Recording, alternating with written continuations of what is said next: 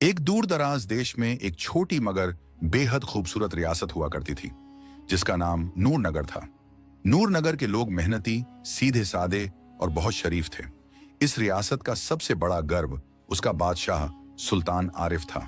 नरम दिल, इंसाफ पसंद और प्रजा से सच्चा प्यार करने वाला हाकिम। लेकिन बढ़ती उम्र की वजह से सुल्तान अक्सर सोच में डूबा रहता था।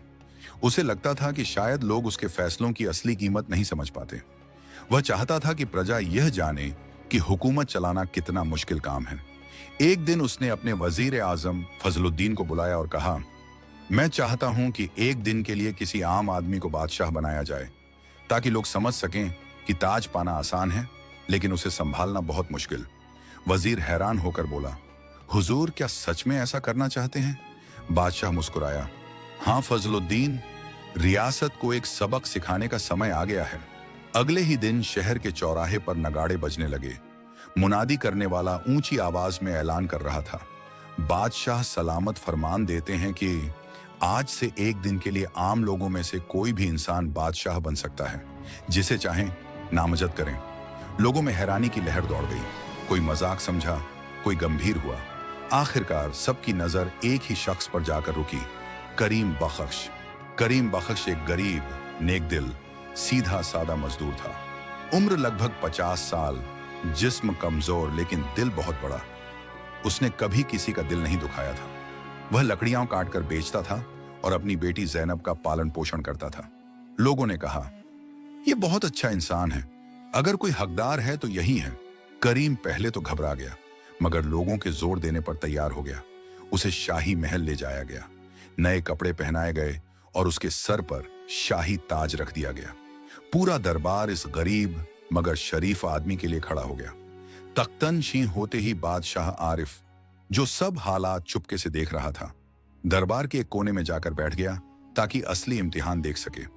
वजीर ने करीम बख्श से कहा, हुजूर, आज एक दिन के लिए आप बादशाह हैं, जो हुक्म देंगे वही होगा।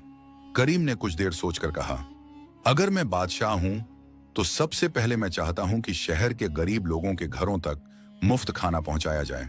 वजीर ने फौरन हुक्म जारी कर दिया। पूरा शहर हैरान था। कई बूढ़ी माओं और बेवाओं ने दुआएं दी। बादशाह आरिफ ये सब देखकर दंग रह गया। दरबार में एक झगड़ता हुआ परिवार आया।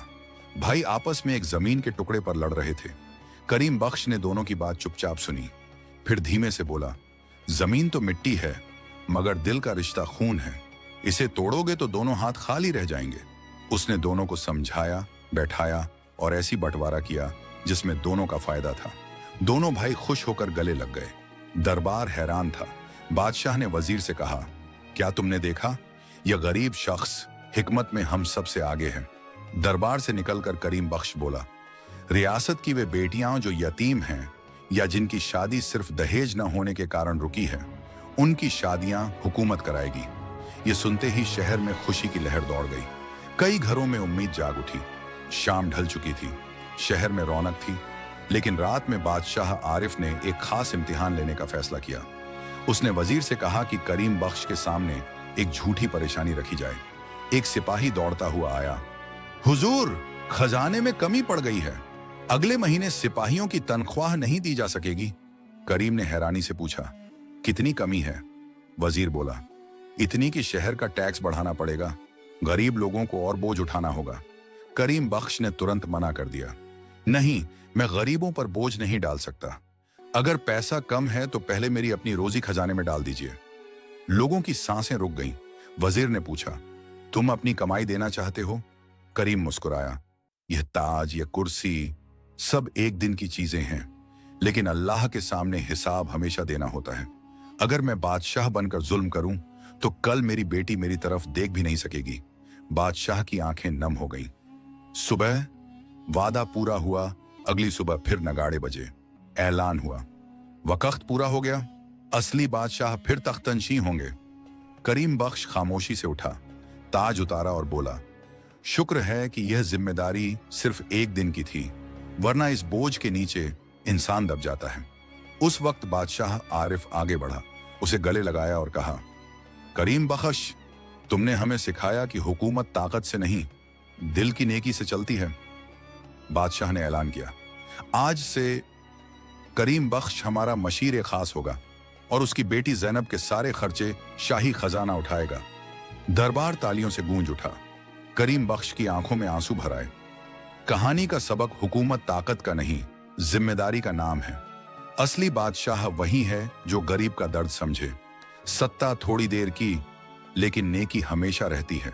जो दिल से दूसरों का भला करे, अल्लाह उसे अपनी मलकियत में इज्जत देता है। हमारे चैनल स्टारलाइन स्टोरीज को लाइक और सब्सक्राइब करें। बेल आइकन दबाना न भूलें ताकि और भी मजेदार सबक आमूज कहानियां आसानी से आप तक पहुंच सकें।